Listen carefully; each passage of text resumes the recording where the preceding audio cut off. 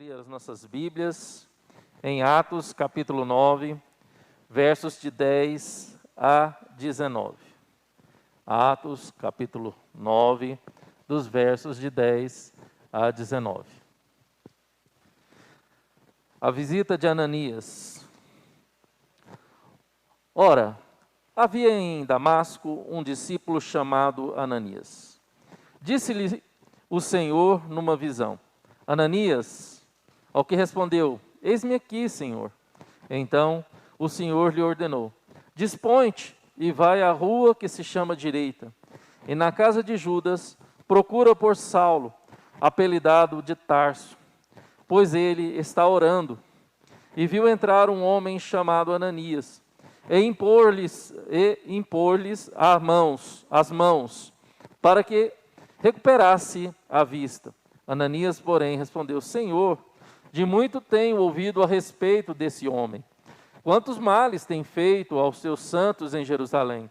E para que trouxe autorização dos principais sacerdotes, para prender a todos os que invocam o teu nome.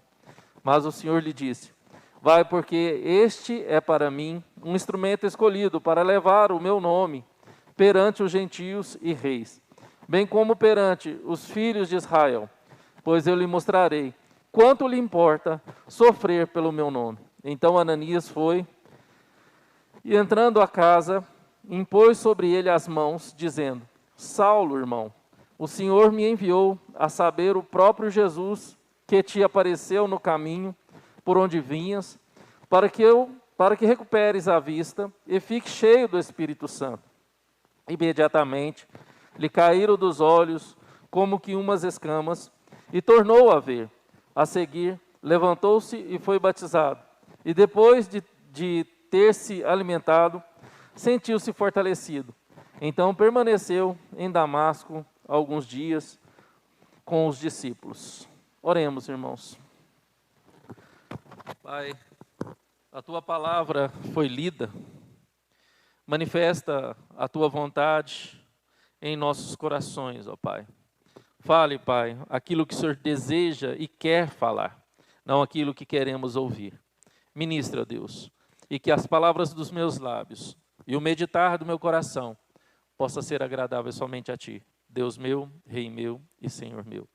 Em nome do Senhor Jesus Cristo. Amém. Pode sentar, igreja. Irmãos, é um desafio ministrar a palavra segundo o relato de Lucas em Atos dos Apóstolos. Porque é um desafio também para a igreja entender que, ao voltar os olhos para a sua origem, deve entender também aonde precisa consertar, aonde precisa se ajustar, para seguir adequadamente a vontade de Deus.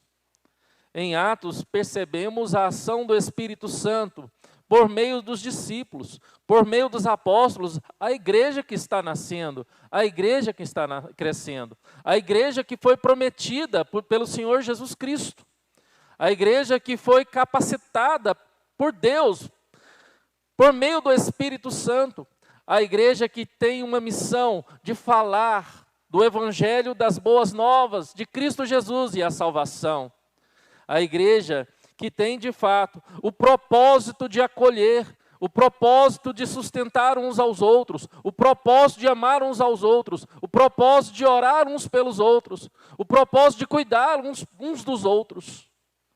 Ao olhar para o Evangelho, para olhar para o livro de Atos, para as narrativas de Atos dos Apóstolos, conhecido também Atos do Espírito Santo, vemos o papel fundamental e primordial da igreja. O papel fundamental e primordial de cada um de nós como membro dessa igreja. Lembro quando eu lancei essa série e coloquei como Viva a Igreja. Que bênção, irmãos, fazer parte de uma igreja.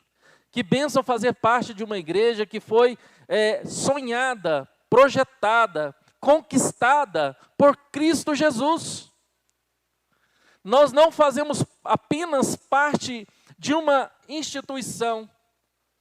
Nós apenas não fazemos parte de uma denominação, mas fazemos parte de um organismo vivo, o corpo de Cristo, com um propósito específico, irmãos.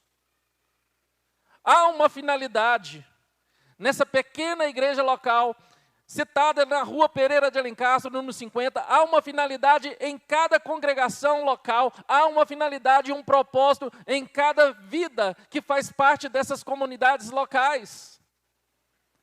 E hoje eu deixei claro isso, bem específico, que a finalidade de todo cristão, a finalidade de todo adepto a uma igreja cristã, verdadeira e autêntica, é de fato permanecer num corpo vivo e ser de fato um organismo vivo, que não possa cultuar sozinho, mas cultuar em harmonia com outras partes do corpo. E ao pensar nesse organismo vivo, ao olhar para o texto em que nós lemos essa noite, eu gostaria de trabalhar com a igreja o seguinte tema: o ministério universal da igreja. O ministério universal da igreja. Qual que é esse ministério, irmãos? Nós acabamos de ver, de um domingo passado, a conversão de Saulo, a conversão desse homem duro, desse homem cruel, esse homem convicto de que o que ele fazia era certo, que ele estava perseguindo os cristãos, achando que estava sendo zeloso pela sua religião. Ele consentiu na morte de Estevão, ele consentiu na morte de outros cristãos, ele consentiu no sofrimento da igreja, mas num determinado momento da história da vida de Saulo, o próprio Jesus aparece no meio do seu caminho. E Saulo cai por terra. E ele é amparado, porque se tornou cego, e levado para a casa desse nosso irmão Judas. E ali permanece até a ação divina em prol da vida dele, irmãos. Zé, eu nunca esqueço daquela história que você contou no seu sermão aqui, quando você foi trabalhar no Japão e sentia falta de uma comunidade cristã.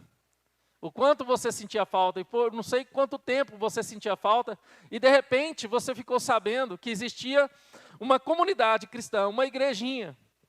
Eu não me lembro se era de brasileiros, mas numa outra cidade. E você pegou o trem e foi para esse local onde os cristãos se reuniam. E ao chegar à porta, você viu esses cristãos cantando. E você se sentiu como se estivesse na sua casa. No meio da comunidade aqui no Brasil, você se sentiu acolhido. Você se sentiu acolhido pelo Espírito Santo, se sentiu acolhido por Deus. Exatamente isso, irmãos. Ao olhar para esse texto, percebemos o propósito universal de todo cristão. O propósito universal da igreja do Senhor Jesus Cristo, que é o propósito do acolhimento. O propósito de poder abraçar, acolher, estar junto, congregados, cantando e louvando a Deus com um só sentimento, um só amor e uma só alegria. Tive a curiosidade de consultar o dicionário Aurélio para relembrar a palavra acolher, que quer dizer admitir ao convívio. Irmãos, nós fomos acolhidos por Cristo Jesus. E nós fomos admitidos a uma família que foi criada aos pés da cruz. Essa semana eu vi uma pequena discussão sobre quando Jesus, chorando aos pés da cruz, ele estava lá, na agonia da morte, e Jesus olhou para Maria e falou assim: mulher, eis aí os teus filhos. E isso nos traz uma mensagem poderosíssima, irmãos. O que Jesus estava falando para Maria era que ali estava nascendo a família, a verdadeira família cristã, a verdadeira família em Cristo Jesus, a verdadeira família onde o sangue de Cristo agora nos une e nos torna de fato essa família única, verdadeira, que faz parte do corpo de Cristo. E precisamos entender isso, irmãos. Nós somos irmãos. Nós comungamos da mesma fé. E quando nós saudamos os irmãos, que a graça e a paz esteja sobre você, ô meu irmão, ô minha irmã, eu estou declarando que eu e você estamos ligados a Cristo, que eu e você temos o mesmo Pai, assim como Jesus declarou, Pai nosso que estais nos céus. Temos um único Pai, fazemos parte de uma única família, somos uma só irmandade em Cristo Jesus. E esse texto que nós lemos, irmãos, nos mostra 4 evidências ou 4 marcas de um discípulo que foi tirado do anonimato para mostrar a realidade do acolhimento, de um verdadeiro acolhimento. Há um homem cruel, há um homem de um histórico cruel, há um homem de um histórico religioso que perseguia a igreja de Cristo Jesus sem piedade, porque acreditava que estava fazendo certo para Deus. E a primeira marca que nós vemos aqui na vida de Ananias, esse discípulo anônimo, que é citado mais uma vez, lá no capítulo 22, do verso 12 a 16.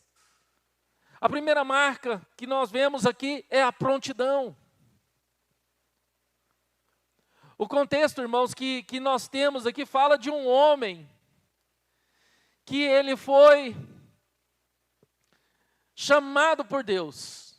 Deus chamou pelo nome e falou, Ananias, Ananias, dispõe-te e vai à rua que se chama Direita, e na casa de Judas, procura por Saulo, apelidado de Tarso, pois ele está orando.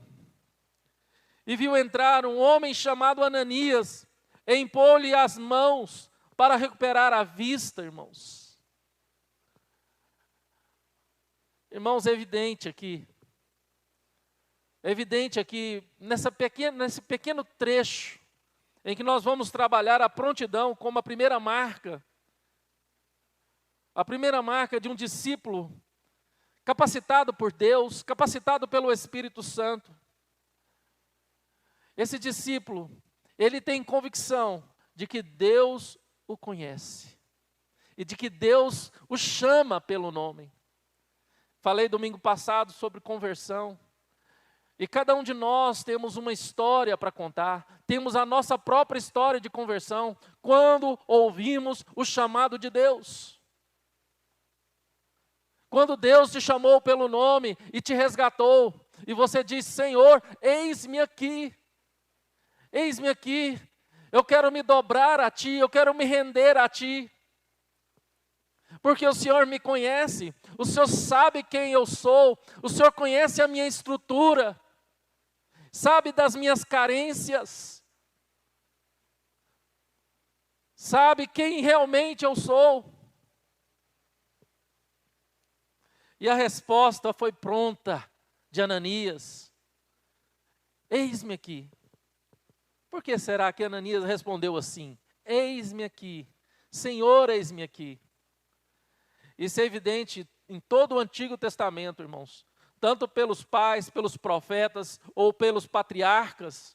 Que todo o povo judeu, desde a mais tenra idade, aprendia que se ouvir a voz de Deus, deveria responder, Senhor, eis-me aqui. Senhor, eis-me aqui. Vamos abrir as nossas Bíblias lá em 1 Samuel, primeiro livro de Samuel, capítulo 3, versos de 1 a 14. 1 Samuel, capítulo 3, versos de 1 a 14. Para a gente relembrar.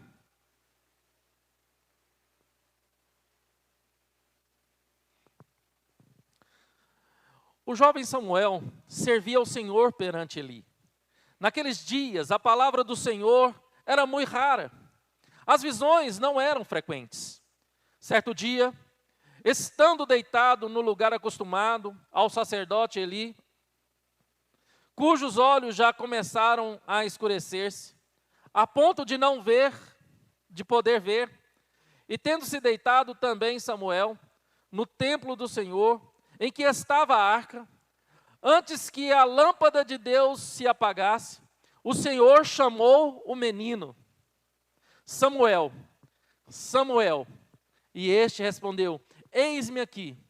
Correu a Eli e disse: eis-me aqui, pois tu me chamaste. Mas ele disse: não te chamei, torna a deitar-te. Ele se foi e se deitou.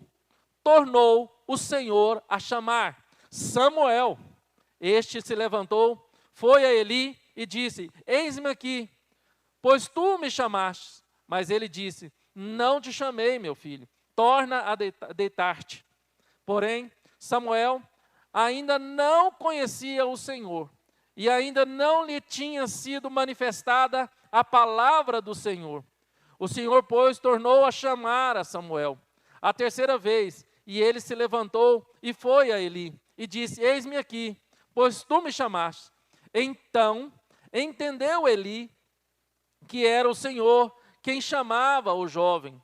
Por isso ele disse a Samuel: vai deitar-te. Se alguém te chamar, dirás: fala, Senhor, porque o teu servo ouve. E foi Samuel para o seu lugar e se deitou. Irmãos, neste mundo em que nós vivemos, existem muitas vozes. E Paulo, em Efésios, diz que nós nos sucumbimos a elas. Quando nós ouvimos a voz do nosso próprio coração, da nossa própria carne, que Paulo fala lá em Efésios 2, que a carne é o nosso inimigo e milita contra o Espírito.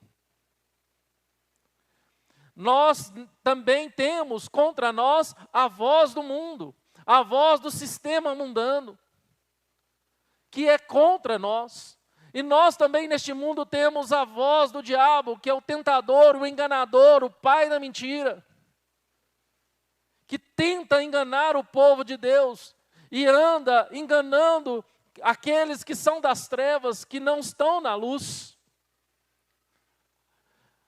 Mas uma verdade é clara e evidente: Deus nunca se calou, meu irmão. Deus nunca se calou, minha irmã. Às vezes o que anda acontecendo é que nós não estamos ouvindo a voz de Deus. Às vezes o que anda acontecendo é que nós estamos ouvindo outras vozes no lugar da voz de Deus. Estamos ouvindo a voz da nossa carnalidade, do nosso próprio coração, da nossa própria vontade. E estamos sufocando a voz de Deus. Às vezes aquilo que eu quero, aquilo que o meu coração quer, aquilo que minha carne quer, tem sufocado a voz de Deus ao meu coração, ao meu ouvido. Às vezes a voz do mundo, as coisas do mundo, circunstanciais do mundo, as preocupações mundanas, as solitudes mundanas, os desejos mundanos, a voz disso tudo tem calado a voz de Deus em nosso coração, irmãos. A voz do pai da mentira, o enganador por excelência, com sua filosofia, com suas ideologias, tem gritado ao coração da igreja e de muita gente, irmãos. O quanto estamos aptos, o quanto estamos prontos a ouvir a voz de Deus e de prontidão dizer: Senhor, eis-me aqui. O quanto estamos sensíveis à voz de Deus para dizer com prontidão: Senhor, eis-me aqui. Faz calar a minha própria voz, faz calar o meu coração, faz calar a minha carne, faz calar a minha vontade, faz calar os meus desejos, faz calar, ó Pai, esse sistema que tenta me corromper e que jaz o maligno, faz calar, ó Deus, o enganador. Sei, irmãos, que enfrentamos muitas adversidades nessa vida, enfrentamos muitos medos, temos muitos conceitos, temos os nossos os nossos desejos, temos as nossas dificuldades a serem enfrentadas no dia a dia, os nossos anseios, mas o quanto isso tem nos feito surdos para a voz de Deus, o quanto isso tem nos feito surdos para ouvir a voz de Deus chamando pelo nosso nome, como chamou por Samuel, como chamou por Ananias e por outros servos de Deus pela história bíblica e extra-bíblica. Tanto na revelação quanto fora da revelação, quanto estamos ouvindo Deus chamar o nosso nome. Ele gritando o seu nome, Ele chamando, e o quanto você está sensível e disposto a dizer, pronto a dizer, Senhor, eis-me aqui. Ou por que não ouvimos o chamado de Deus, irmãos? É claro, ao ver que Ananias, esse discípulo que estava no anonimato, desconhecido, era um discípulo conectado a Deus.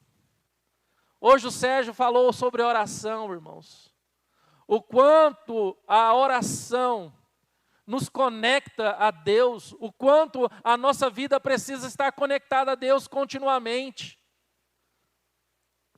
O quanto precisamos manter esse relacionamento com Deus. Porque, irmãos, se nós, como igreja, como servos de Deus, como parte do corpo de Cristo, não estivermos exercitando a piedade, exercitando a nossa comunhão com Deus, se nós não estivermos conectados com Deus, exercitando a nossa fé com Deus, nós vamos ouvir qualquer voz, menos a voz de Deus. Nós vamos querer fazer a vontade do mundo, vamos querer fazer a vontade da carne e a vontade do diabo, porque não estamos ouvindo a voz de Deus. E quanto existe, irmãos, o quanto tem de pessoas frustradas, até mesmo dentro das igrejas, o quanto tem de pessoas entristecidas, desiludidas, decepcionadas, por não entender, ou por desconsiderar essa verdade, que esse texto nos traz aqui esta noite. Devemos estar prontos a ouvir a voz de Deus. Que voz você tem ouvido? A voz de Deus não traz confusão. A voz de Deus é a voz da unidade. A voz de Deus é a voz da paz. A voz de Deus é a voz do amor, da unidade, da comunhão, do estender a mão, do acolhimento, do abraçar, de dizer, eis-me aqui, estou pronto a te servir, estou pronto a te ouvir. É da abnegação do eu, para colocar o outro em primazia em nossas vidas, em calar as nossas vaidades, aquilo que eu penso, aquilo que eu acho, e submeter aquilo que eu penso, aquilo que eu acho, aquilo que Deus quer, aquilo que Deus vê, e aquilo que Deus tem para a sua igreja, para a minha vida, como um propósito fundamental e primordial, assim como Ele tem para a sua casa, para a sua família, para a sua vida conjugal, para a sua vida profissional.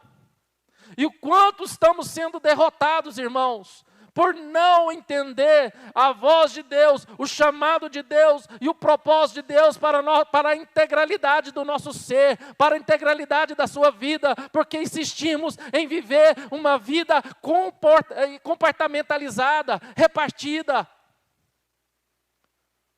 por querer viver uma vida guardada em pequenas caixinhas, aonde a gente vai no armário e tira para viver dia após dia essa vida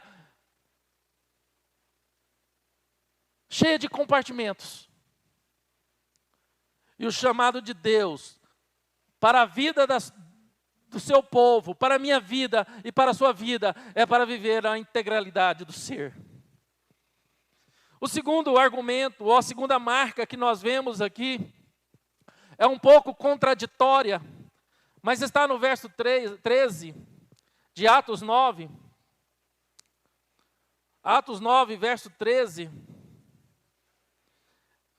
É perceptível essa segunda marca. Assim está escrito: Ananias, porém, respondeu: Senhor, de muito tenho ouvido a respeito desse homem. Quantos males tem feito aos teus santos em Jerusalém? Para que trouxe autorização dos principais sacerdotes para prender a todos os que invocam o teu nome, Senhor. A segunda marca de um crente que tem o Espírito Santo, além da prontidão, ele pode ter a objeção no coração. Não a objeção para que ele não venha fazer aquilo que Deus quer, mas uma objeção para que ele venha entender aquilo que Deus quer. Às vezes a gente escuta muito, né, irmãos? Não sei se vocês escutaram, que na vida de um cristão, o que importa não é o porquê. Não é o porquê, mas é o para quê. Deus tem um propósito em todas as coisas. Deus, como Deus soberano, Ele tem um propósito eterno, soberano em todas as coisas. E precisamos entender o propósito de Deus, irmãos.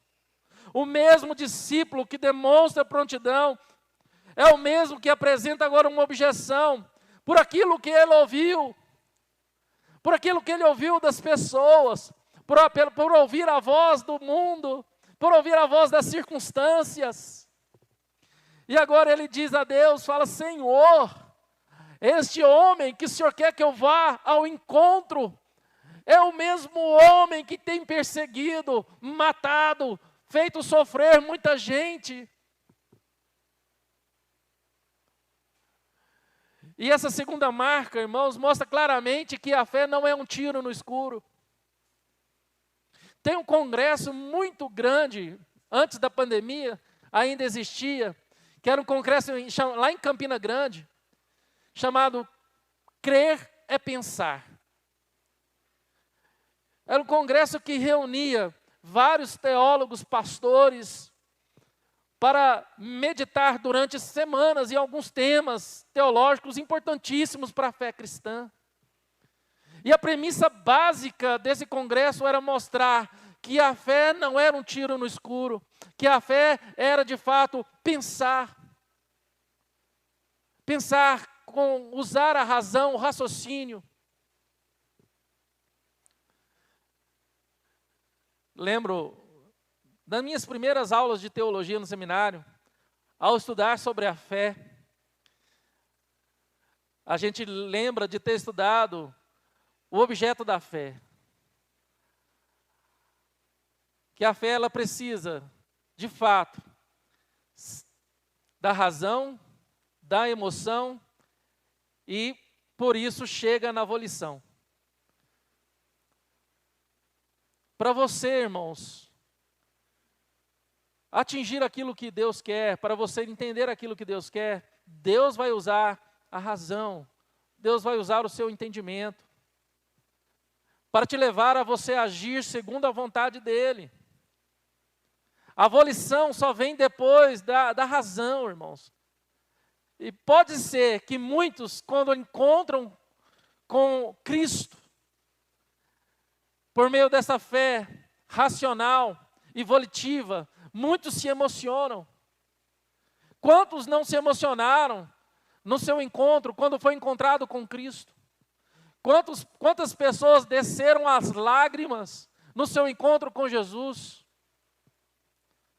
Vemos também conversões diferentes, como a conversão do eunuco, que estava lendo parte do texto de Isaías, e Filipe, ao aproximar-se dele, perguntou: entendes o que lê? E o eunuco falou: como entenderei se não tem quem me explique? E convidou o Filipe para subir no carro, e Filipe foi explicando o trecho da palavra de Deus, e ele entendeu. E naquele exato momento da sua conversão, ele virou para Filipe: ali tem água, o que importa de me batizar? Parecia que foi de uma forma tão seca. Não houve as lágrimas, não houve a emoção que muitas vezes nós esperamos. E ao olhar para essa segunda marca, daquele discípulo, Ananias, aquele que ouviu a voz de Deus, nos traz uma realidade, irmãos, que precisamos, de fato, entender a vontade de Deus. Deus tem uma vontade que é boa para a sua vida. Deus tem uma vontade que é agradável para a sua vida. Deus tem uma vontade que é perfeita para a sua vida. Mas será que nós temos o interesse de entender esta vontade de Deus para que venhamos obedecer e viver em cima dessa vontade e experimentar a bondade, a agradabilidade e a perfeição da vontade de Deus em nossas vidas? Qual é a objeção que nós damos às vozes do mundo, que muitas vezes nós abraçamos? Qual a objeção que nós temos com a voz do nosso próprio coração, que é enganoso, que é um trapo de imundície, que muitas vezes nós abraçamos? Qual é a objeção que nós temos com a voz do diabo, que muitas vezes nos parece tão doce e sutil, e muitas vezes nós abraçamos? Às vezes, irmãos, o que parece para nós, eu vi um pastor comentando isso essa semana, às vezes nós vemos pessoas que ela cria objeção e quer racionalizar apenas aquilo que é de Deus. E as vozes que vêm lá fora, as vozes que vêm aqui de dentro, se abraçam.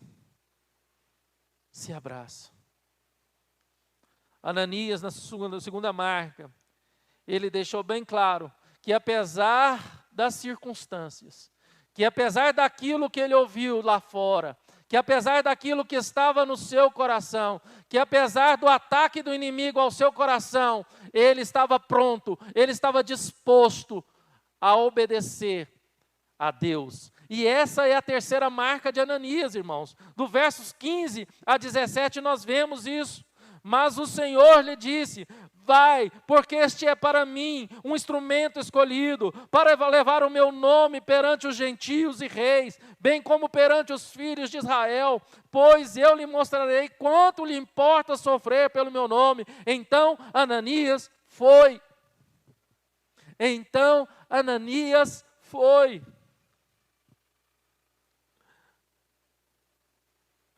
E nós percebemos então, irmãos, que a objeção não é um trampolim para a desobediência. Nesse caso, a objeção aqui era simplesmente para limpar o coração, para tirar do coração todo medo, para tirar todo o coração, todo preconceito, para tirar do coração tudo aquilo que lhe impedia de fazer a vontade de Deus. Para fazer a vontade de Deus, irmãos, para tudo nessa vida nós precisamos sentar, pensar, calcular. Quantas histórias nós ouvimos, quantas histórias eu ouvi pastoreando essa igreja, de irmãos que passaram por grandes dificuldades na vida, mas que pararam no meio de tanta tribulação para meditar na situação, para pedir ajuda, para sentar, para calcular, para projetar, para ouvir a voz de Deus, para ter discernimento espiritual, para ouvir a direção de Deus. E quantos desses irmãos, ao dizer todos, não saíram dessas situações de dificuldade, de terríveis dificuldades que viviam?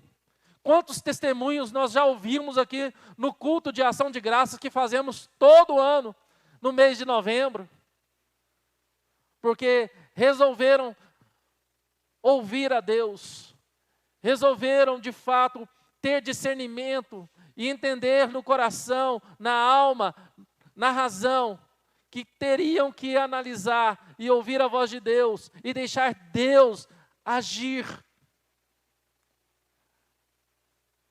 Nós entendemos, irmãos, e eu entendi isso na prática, e os irmãos estão cansados de ouvir, que durante os 11 anos de tratamento da Cássia contra o câncer, de 2002 a 2013, eu fiz de tudo,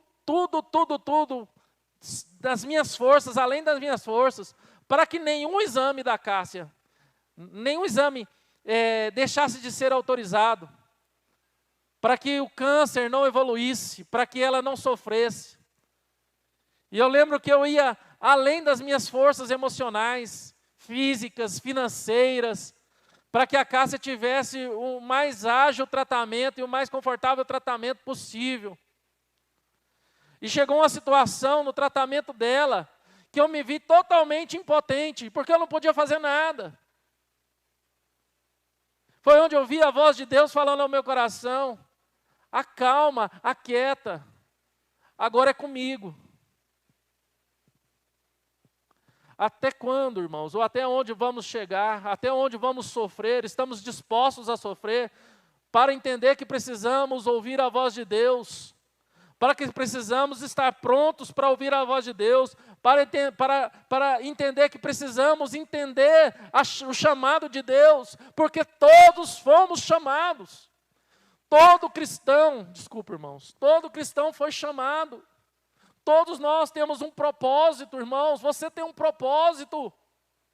Não importa a idade, não importa a sua deficiência, não importa em que período da sua vida você foi chamado, mas Deus tem um propósito único e específico na sua vida. E você precisa entender, você precisa ouvir, você precisa estar pronto, você precisa obedecer. Porque, de fato, essa verdade nos leva à última marca, a quarta e última marca de um discípulo do Senhor Jesus Cristo, que é a execução da sua missão, a execução do seu propósito, a execução do seu chamado. Hoje de manhã eu falei que Deus não nos chamou apenas para ficar no banco assistindo culto. Deus não nos chamou apenas para fazer parte de uma denominação, para ouvir sermão, ouvir estudo bíblico. Deus não nos chamou apenas para isso. Deus te chamou por um propósito específico e você precisa ouvir, você precisa entender, e você precisa obedecer, e você precisa executar, meu irmão. É assim na sua vida secular, no seu trabalho, porque se você não entender o que você tem que fazer na sua vida secular, se você não entender o que você tem que fazer no seu trabalho, não executar perfeitamente, não obedecer os padrões profissionais corretos na qual você aprendeu para aquele curso, você não subsistirá no seu trabalho, na sua profissão. Se você não obedecer essas situações que nós colocamos aqui na tua paternidade, na tua maternidade, na tua vida conjugal, você não subsistirá, irmãos. É por isso que tem muita gente doente, é por isso que tem muita gente padecendo, porque não entende, não está ouvindo, não está obedecendo, e muito menos pronto a executar. E tudo começa aqui, irmãos, naquilo que Deus tem colocado no seu coração. Eu não sei se você anda inquieta ou inquieto com aquilo que Deus está te chamando. Eu não sei se você tem tido esse discernimento, que essa inquietação é um chamado de Deus na sua vida. Mas ao olhar para o verso 17, irmãos, nós entenderemos essa última marca. Verso 17, assim está escrito: então Ananias foi, e entrando na casa, impôs sobre ele as mãos, dizendo: Saulo, irmão, o Senhor me enviou, a saber, o próprio Jesus que te apareceu no caminho por onde vinhas, para que recuperes a vista e fiques cheio do Espírito Santo. Ele foi, meu irmão, ele foi e cumpriu direitinho a missão, de forma minuciosa e detalhada, irmãos. Ele chama Saulo de irmão. Ele fala: vem aqui, meu irmão. Eu estou aqui, meu irmão. Você agora faz parte desse caminho. Você faz parte daqueles que você perseguia, aqueles do caminho que você perseguia. Você faz parte agora desta família. Sinta-se abraçado. Sinta-se acolhido. Eu te dou as boas-vindas.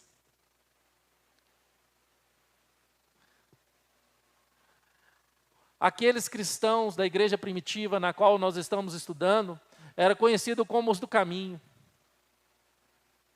Quando se referia aos cristãos nessa época, falava, olha, aqueles do caminho de Cristo, aqueles que seguem a Cristo, aquele que segue aquele nazareno que dizia, eu sou o caminho, a verdade e a vida.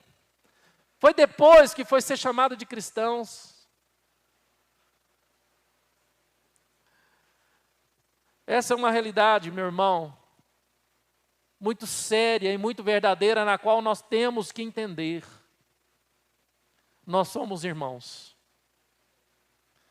Nós somos irmãos e nós temos que estar dispostos, irmão, a abraçar, a orar uns pelos outros, a impor as mãos, a dizer, meu irmão, eu estou aqui. Nós fazemos parte do mesmo caminho, nós fazemos parte do mesmo propósito, nós temos a mesma direção de um único Pai, verdadeiro Pai. Nós fomos conquistados pelo único amor e sacrifício de Jesus Cristo.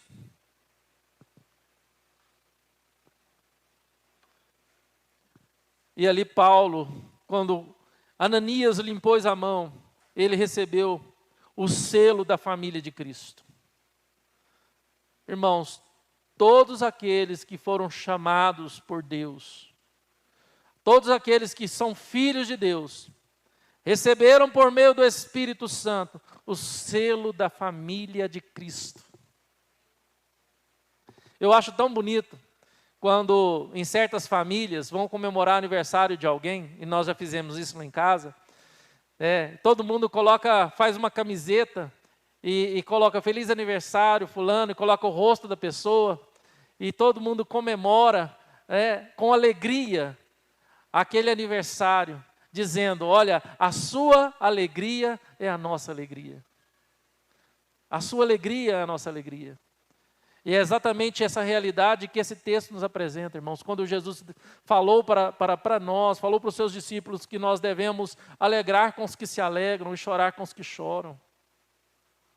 O quanto, irmãos, nós estamos unidos, o quanto nós estamos, de fato, nesta verdadeira comunhão, onde a dor do outro é a minha dor, onde a alegria do outro é a minha alegria, onde a preocupação do outro é a minha preocupação, o quanto eu estou disposto a orar e agradecer a Deus pela vitória do outro, pela conquista do outro, o quanto eu estou disposto a clamar a Deus pela dificuldade do outro, o quanto eu estou disposto, irmãos.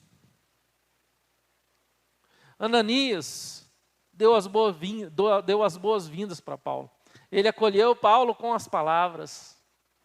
Ananias impôs a mão. Ele acolheu Paulo com ações. Agora ele se aproxima e toca. Ele toca. Assim como fomos tocados. Assim como você foi tocado. No dia em que Jesus te encontrou por Cristo. E nada continuou da forma que estava, irmãos. Pelo menos foi assim na minha vida. E assim é na vida de todo cristão. Porque no dia em que Jesus nos tocou, tudo mudou. Assim como foi na vida de todos aqueles, nos evangelhos sinóticos, que foram encontrados com Cristo. A mulher do fluxo de sangue, a prostituta. E todos os outros milagres que Jesus fez. Nada ficou igual. Tudo se tornou diferente. Porque é impossível, meu irmão, impossível colocar vinho novo em odre velho. Não tem como. O Google está achando que eu estou perguntando alguma coisa para ele aqui, está falando que eu tenho resultado da minha pesquisa. É impossível, irmãos. Deus te fez vinho novo, Deus te fez odre novo, assim como fez com Paulo, assim como usou Ananias. Graças a Deus. Ananias, irmãos, então, por meio de suas marcas, acolheu sem medo, acolheu sem preconceito, acolheu com amor. Ele não via em Paulo um concorrente, ele não via em Paulo alguém que roubaria o seu lugar, ele não via em Paulo uma ameaça às suas pretensões na comunidade cristã. Ele estava no anonimato. Ele viu em Paulo um irmão, ele viu em Paulo um alguém que poderia ser aquele que ajudaria no caminho, porque no caminho, irmãos, precisamos um dos outros. No caminho precisamos lavar os pés uns dos outros. No caminho precisamos do amparo uns dos outros, irmãos. Somos todos irmãos inseridos a uma família que foi conquistada na cruz de Cristo. E Jesus sofreu por essa família. E não podemos desconsiderar essa verdade, irmãos. Amemos e acolhemos, porque fomos acolhidos em Cristo Jesus. Não há outro caminho, não há outra forma de agir, irmão, do que obter, de fato, e viver essas marcas de Ananias. Ser prontos a ouvir, ser prontos a obedecer e ser prontos a executar. A entender o propósito de Deus, específico em nossa vida, em nossa individualidade, e específico também na vida da comunidade na qual nós fomos inseridos. E somos uma só família. Precisamos entender que somos uma família e viver como uma família em Cristo Jesus. Em nome do Senhor Jesus Cristo. Abaixe sua cabeça, feche seus olhos. Vamos orar, agradecer a Deus. Pai, muito obrigado pela Tua palavra. Muito obrigado a Deus, porque às vezes muitos têm procurado, ó Deus, a evidência. Muitos têm procurado, ó Deus, o destaque. Muitos têm procurado impor as suas vontades, impor, ó Pai, as suas razões, aquilo que acham que é certo. Mas ao ler esse texto, ao entender esse texto, vemos, ó Deus, que a Tua vontade é maior.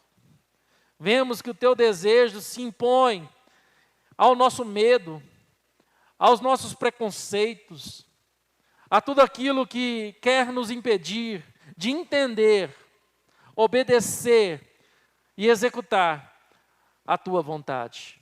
Pai, que nós estejamos prontos a ouvir e a dizer: Senhor, eis-me aqui, o Senhor me chamou, o Senhor me chamou, o Senhor me encontrou, o Senhor me transformou, me converteu, me tirou das trevas para a luz. Eu preciso obedecer o Teu chamado. Eu quero executar aquilo que o Senhor tem para a minha vida. Ó Senhor Deus, use a cada um de nós, assim como o Senhor usou Ananias. Fale aos nossos ouvidos, aos nossos corações, ó Pai, da forma que o Senhor falou com o Teu servo Ananias. Que nós venhamos, ó Deus, levar o poder do Teu Espírito Santo, para que a família que o Senhor conquistou na cruz por meio de Cristo possa crescer.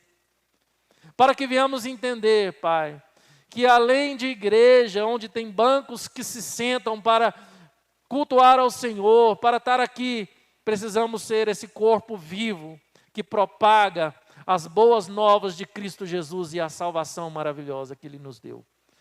Que venhamos, Pai, ser contentes, felizes, verdadeiramente alegres, satisfeitos, porque entendemos a nossa missão, que somos chamados pelo Senhor com um propósito específico, no qual devemos desenvolver. E assim nos faz, Senhor Deus, em nome do Senhor Jesus Cristo. Amém, amém, amém.